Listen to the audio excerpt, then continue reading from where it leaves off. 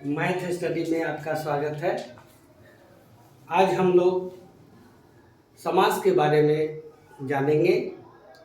समास में बहुत सारे बच्चों को समझने में बहुत परेशानियां झेलनी पड़ती है, इसलिए हम विशेष करके इस वीडियो को बनाना चाह रहे हैं ताकि हमारे जो परीक्षोपयोगी जो विषय वस्तु से रिलेटेड परीक्षोपयोगी जो समास का है प्रकरण, उसको अच्छा ढंग से बच्चे समझ पाएँ।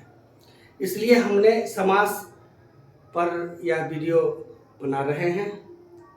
समास के बारे में हमको विशेष रूप से समझने के लिए यह चल रहा है। तो आइए हम देखते हैं समास क्या है।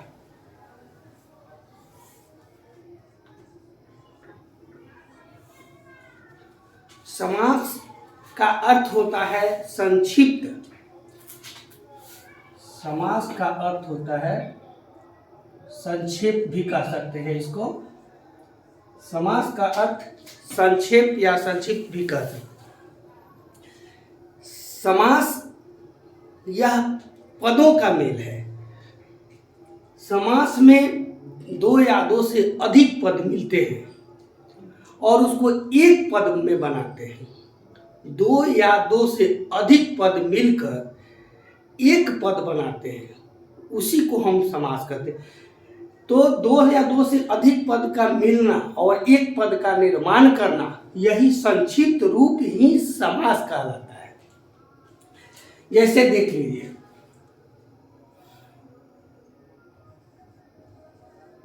चंद्रशेखर। चंद्रशेखर एक संक्षिप्त पद है, संक्षिप्त शब्द है। इसका विग्रह अगर हम करते हैं तो संस्कृत में करेंगे तो चंद्रम शेखरे यस्य सः। तो ये कितना पद, देखिए इतना पद, चंद्रम शेखरे यस्य सः, इतना पद मिलकर के एक पद का निर्माण करना, यही समास है और यह इसका विग्रह है। यह समस्त पद मिलकर के एक पद का निर्माण करते हैं, इसी को समास कहते हैं। दो या दो से अधिक पद मिलकर और एक पद का निर्माण करे, वही समास कहलाता है। समास का मतलब मैंने संक्षेप बताया है। तो ये अन्य पद मिलकर के, बहुत सारे पद मिलकर के एक पद का निर्माण किए, यही समास है। समास के मुख्य भेद चार ही होते हैं, लेकिन समास में लगभग हम प्रमुख रूप से 6 समासों के बारे में हम पढ़ते हैं या पढ़ेंगे, और एक नई समास है उसके बारे में भी हम अध्ययन करेंगे। तो समास के मुख्य 4 भेद होते हैं। अव्ययी भाव समास,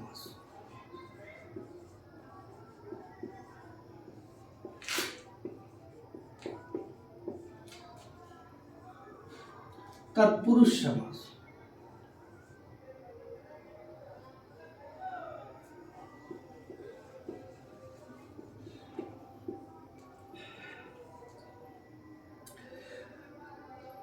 द्वंद्व समास,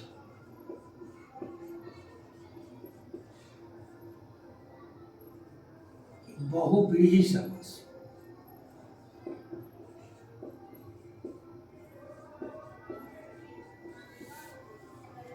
ये मुख्य रूप से 4 भेद होते हैं। अव्ययी भाव समास, तत्पुरुष समास, द्वंद्व समास और बहुव्रीहि समास। लेकिन अब तत्पुरुष समास के 2 भेद हो जाते हैं। तत्पुरुष समास के दो भेद होते हैं, 3 भेद मान सकते हैं इसको। एक बढ़ जाता है कर्मधारय समास, ये तत्पुरुष का भेद है, कर्मधारय।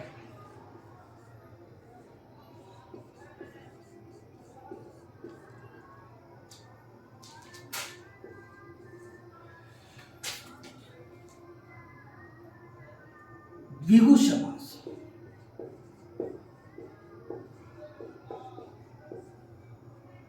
और ये लास्ट में नई समास। ये जो समास है ये इनका भेद हुआ। अव्ययी भाव समास, तत्पुरुष समास, द्वंद्व समास, बहुब्रीहि समास। तत्पुरुष समास के ये 3 भेद आ गए, कर्मधारय समास, द्विगु समास और नई समास। तो इन समासों को पहचानने में हमारे परीक्षार्थियों को, छात्र छात्राओं को बहुत कठिनाइयाँ होती हैं। तो इसी कठिनाइयों को दूर करने के लिए हमने ये समास प्रकरण आज शुरू कर दिया है। तो अब अव्ययी भाव समास है, तो अव्ययी भाव समास को कैसे समझें? अव्ययी भाव समास को अब हम पहले जानेंगे, अब अव्ययी भाव समास को पढ़ेंगे।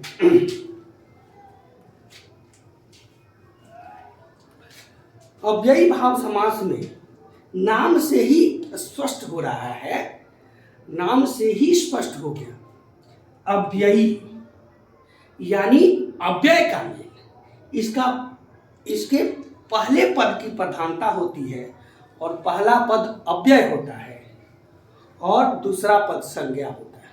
संस्कृत में पूर्व पदार्थ प्रधानो अव्ययी भाव, माने इसके पहले पद की प्रधानता होती है।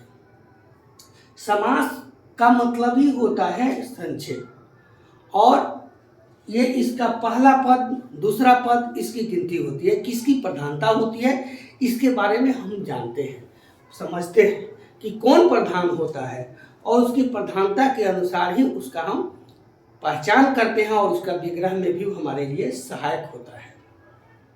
तो अव्ययी भाव समास में पहला पद अव्यय होता है। अब हमारे बच्चे समझ ही नहीं पाते हैं कि अव्यय क्या है। तो न व्ययति अव्यय,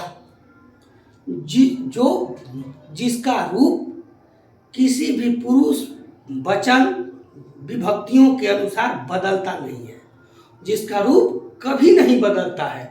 ऐसे ऐसे शब्द हमारे बच्चे जानते हैं, जैसे यथा, तथा, यदा, कदा, सदैव,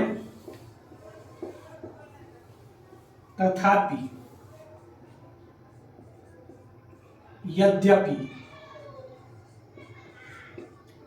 ये जो हिंदी में होता है अब,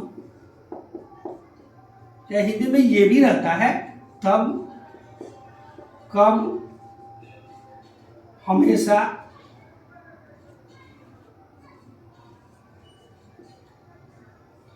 इस प्रकार से ये जो पद होते हैं ये अव्यय पद होते हैं।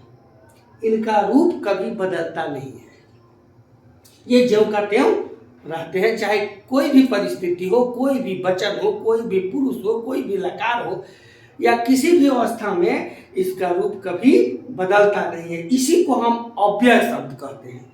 और जितने 22 उपसर्ग होते हैं, और 22 उपसर्ग जिस शब्द के पहले लग जाते हैं वे सब समस्त पद, सारे पद अव्यय हो जाते हैं। 22 जो उपशब्द होते हैं, जैसे प्र, प्राय, उपसम, अनु, अ, निश, निड, दुस, दु, बी, अंत, ये जो 22 उपसर्ग हैं, और ये जिस शब्द के पहले लग जाते हैं वे समस्त पद अव्यय हो जाते हैं।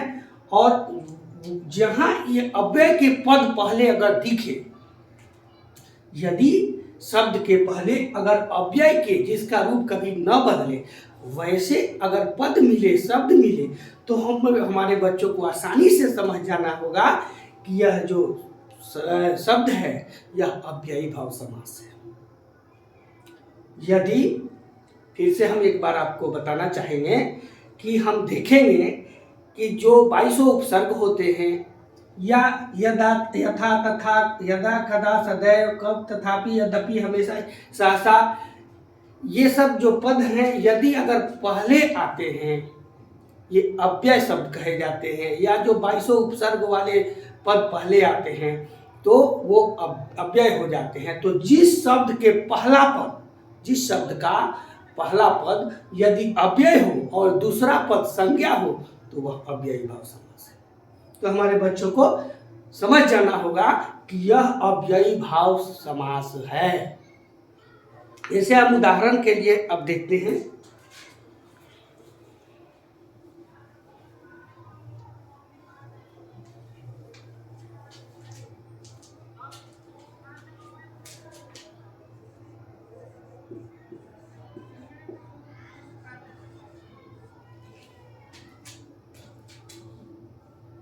यथासंभव। तो पहचानेंगे कैसे? यथा शब्द लगा हुआ है। यथा क्या है? यह अव्यय शब्द है। तो जिस शब्द के पहला पद, अगर जब शब्द का पहला पद अव्यय हो तो वह अव्ययी भाव समास, चूंकि समस्त पद अव्यय हो जाता है तो यह अव्ययी भाव, अव्यय यहां देख लिए तो यह अव्ययी भाव समास का उदाहरण है।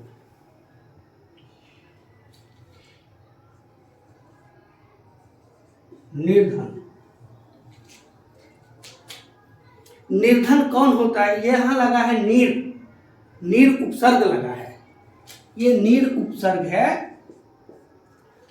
तो नीर उपसर्ग लगा है तो यह उपसर्ग मैंने पहले ही बताया कि अगर 22 उपसर्ग जिस शब्द के पहले लगते हैं वे अब सब अव्यय हो जाते हैं। तो नीर उपसर्ग पहले लगा है तो हमारे बच्चों को समझने में कोई कठिनाई नहीं होनी चाहिए कि यह अव्ययी भाव समास का उदाहरण है। धना नाम अभाव, जिसके यहाँ धन का अभाव हो वही निर्धन कहलाता है। अर्थ के दृष्टि से भी आपने देखा। और नीर उपसर्ग है तो उपसर्ग है तो अव्ययी भाव समास है। इस प्रकार से हमको अव्ययी भाव समास समझ लेना है। दूसरी बात, अब हम तत्पुरुष समास की ओर देखते हैं। ये तो समझ में मुझे विश्वास है कि आप लोग इसको समझ गए होंगे कि यह अव्ययी भाव समास को हम कैसे पहचान सकते हैं। अब दूसरा है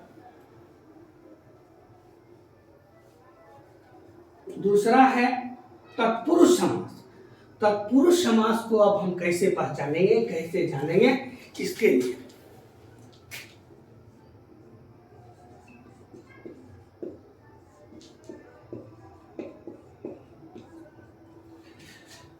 तो तत्पुरुष समास में इसके बाद वाले पद की प्रधानता होती है। संस्कृत में इसका सूत्र है उत्तर पदार्थ प्रधानो तत्पुरुष। तत्पुरुष समास में बाद वाले पद की प्रधानता होती है। पहले उसमें तो अव्ययी भाव समास में पहले वाले पद की प्रधानता होती है, तत्पुरुष समास में बाद वाले पद की प्रधानता होती है, तथा बीच में कारक के चिन्हों का लोप होता है। इसकी पहचान विशेष रूप से होती है कि इसमें बीच में कारक के चिन्हों का लोप होता है।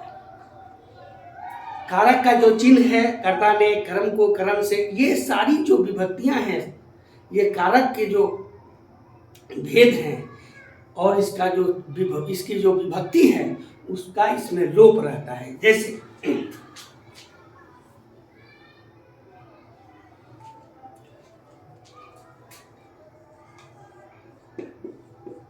कृष्णाश्रित,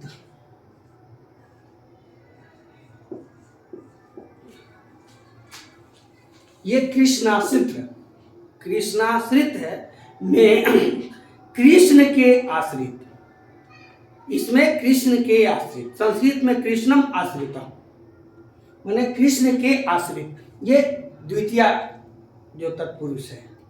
इसी प्रकार वाक कलह, ये द्वितीय हो गया, ये द्वितीय हो गया, ये तृतीया में देखिए जिसकी विभक्तियां हैं, विभक्तियों के अनुसार मैं बता देता हूं ताकि स्पष्ट हो जाए। वाक कलह,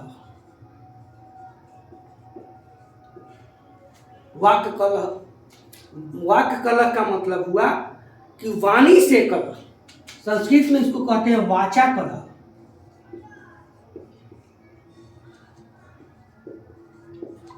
संस्कृत में वाचा कलह, वाणी से कलह, ये तृतीया हो गया। वाणी के द्वारा कलह, ये तृतीया हो गया। ठीक चतुर्थी में गोहित, चतुर्थी गोहित, संस्कृत में इसको कहता है गवेही, गवेहितम। हिंदी में इसको कहता है कि गाय के हित के लिए, गो सुख माने गाय के सुख के लिए। तो इसमें विभक्ति जो चतुर्थी विभक्ति लगी है को के लिए वाली, चिन्ह से साबित हो जाती है कि इसमें कारक के चिन्हों का लोप है, इसमें कारक के चिन्हों का लोप है। जैसे मान लीजिए कर्मवीर, संस्कृत में बोलता है कर्मवीरा माने कर्मणि वीरा, कर्म में भी, इसमें छुपा हुआ है में, यानी सप्तमी विभक्ति लगी हुई है, अर्थात अधिकरण कारक है, माने कर्म में वीर। तो इस प्रकार से इसमें हमने देखा कि तत्पुरुष समास में कारक के चिन्हों का लोप है, और कौन सा कारक चिन्ह लगा हुआ है उसके अर्थ के आधार पर हमको स्पष्ट कर विग्रह करने में हमको कोई कठिनाई नहीं होगी, और हम समझ सकेंगे। जैसे राजपुत्र, राजपुत्र षष्ठी में देखते हैं, माने राजा का पुत्र, राजपुत्र मतलब राजा का पुत्र, तो संबंध कारक षष्ठी विभक्ति। तो इससे हम समझ जाएंगे कि इसमें काके की ये चिन्ह जो है छुपा हुआ है, इसमें कारक के चिन्ह छुपे हुए हैं। इस प्रकार से हम तत्पुरुष समास को भी आसानी से समझ लेंगे कि इसमें बीच में कारक के चिन्हों का लोप होता है, बाद वाले पद की प्रधानता होती है। इस प्रकार से हमें आशा होगी कि आप तत्पुरुष समास को भी पहचानने में सक्षम होंगे। फिर हम अगला देखते हैं। अब तत्पुरुष समास के जो भेद हैं उनको हम पहले देख लेते हैं, उसके बाद अगले को देखते हैं।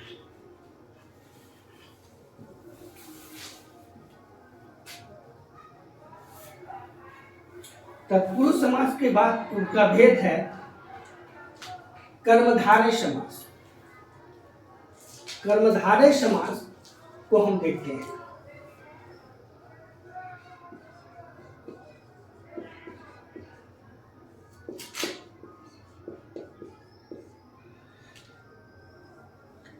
विशेष विशेषेण बहुलम, इसकी पहचान है कि इसके प्रथम पद में विशेषण होता है।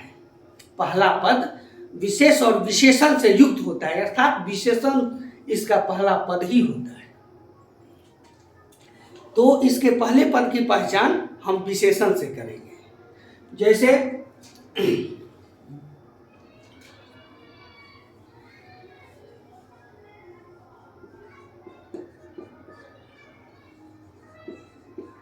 नीलकमल,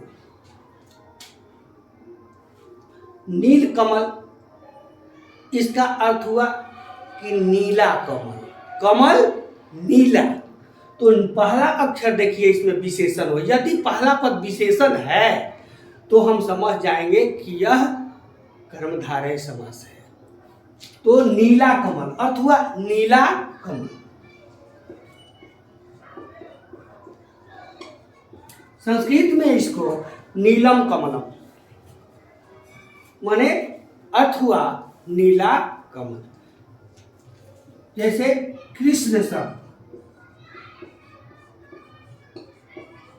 कृष्ण सर इसका मतलब होता है कृष्ण सर्प माने काला सांप। तो ये रंग है, ये विशेषण है, नीला है, ये विशेषण है। हम बहुत सारे शब्द हैं जो कर्मधारय के भी हैं और बहुब्रीहि समास के भी हैं, उसके विषय में हम बाद में चर्चा करेंगे। उसमें विशेष रूप से हमारे छात्र छात्राओं को कठिनाई होती है समास पहचानने में, विशेष रूप से होती है। इसलिए अब हमको समझ में आता है कि पहला पद अगर विशेषण हो तो हम समझ जाएंगे कि यह कर्मधारय समास है। अगला समास देखते हैं, द्विगु समास।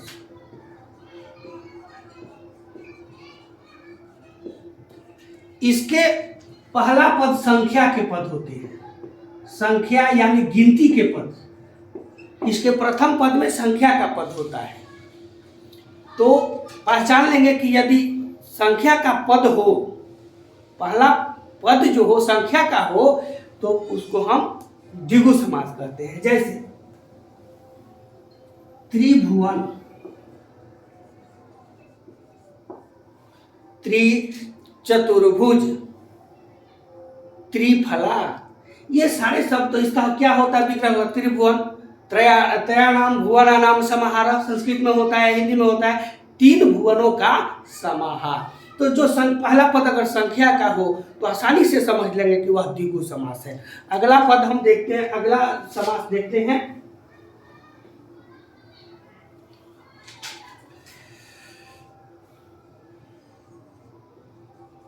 द्वंद्व समास।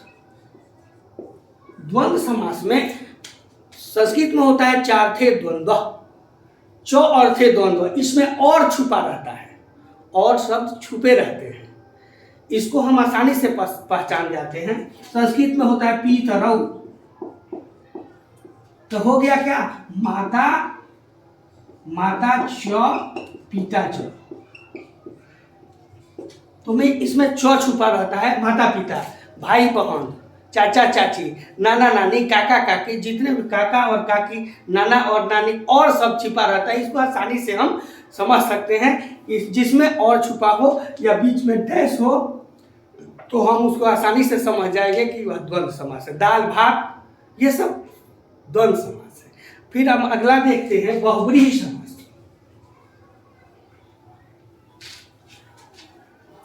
बहुब्रीहि समास, बहुब्रीहि समास में अन पद की प्रधानता होती है। संस्कृत में होता है अन पद पदार्थे, अन पद पदार्थो बहुब्रीहि। इसमें अन पद की प्रधानता होती है। पद चाहे जो हो, अगर विशेष व्यक्ति कोई हमारे सामने आता है, सामने आने की स्पष्टता होती है, और चाहे बात हो दो पदों की और तीसरा उसमें यदि प्रधान हो जाए तो उसको अन पद प्रधान पद कहते हैं। जैसे मान लीजिए लंबोदर, तो लंबोदर जो शब्द है आपने पढ़ा होगा, एक योगरूढ़ शब्द। उसमें क्या होता है कि समान अर्थ छोड़कर विशेष अर्थ जो ग्रहण कर लेता है। बात हुई लंबोदर, तो ये लंबा और उदर, बात हुई लंबा उदर की। लंबा उदर, लंबा शब्द जो है या विशेषण है, ये तो कर्मधारय समास का भी हो सकता है।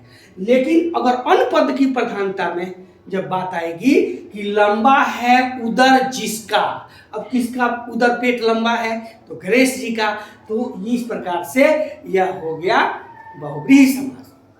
जिसका पेट लंबा हो, लंबोदर कहा जाता है, तो गणेश जी हैं। जैसे मैंने और भी देखा पीताम्बर, इसी का मैं लेता हूं, तो पीताम्बर माने पीत अंबर माने पीला वस्त्र।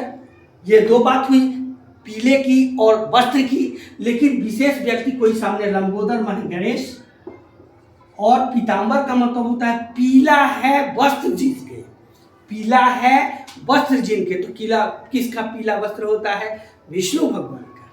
पीला वस्त्र किसका होता है, विष्णु भगवान का। तो इस प्रकार से हम समझ जाएंगे कि इसमें बात हुई पीले और वस्त्र की, लेकिन कोई दूसरा प्रधान हो गया, यानी विष्णु भगवान हो गए, तो इसलिए अन पद की प्रधानता हो गई। कोई व्यक्ति हमारे सामने आ गया, जैसे दशानन, दूसरे समाज से पहचान लेते हैं दशानन। तो दशानन, 10 आनन, आनन मुख को कहते हैं, 10 मुख बात हुई। लेकिन ये तीसरा कोई व्यक्ति इसका लाभ ले रहा है, कोई तीसरा व्यक्ति का आगमन हो रहा है, अर्थात 10 है आनन जिनके, 10 संख्या है, तो ये द्विगु समास होना चाहिए। लेकिन द्विगु समास नहीं हुआ, ताकि इसमें अन्य पद की प्रधानता हो गई, यानी 10 है मुख जिनके, तो 10 मुख वाला कौन है, तो रावण। तो अब आप स्पष्ट रूप से समझ गए कि अन्य पद, बात चाहे कोई भी समास का हो, जिसमें अन्य पद की प्रधानता होगी, वह समास बहुब्रीहि समास होगा। इस प्रकार से बहुब्रीहि समास को भी शायद आप लोग समझ चुके हैं।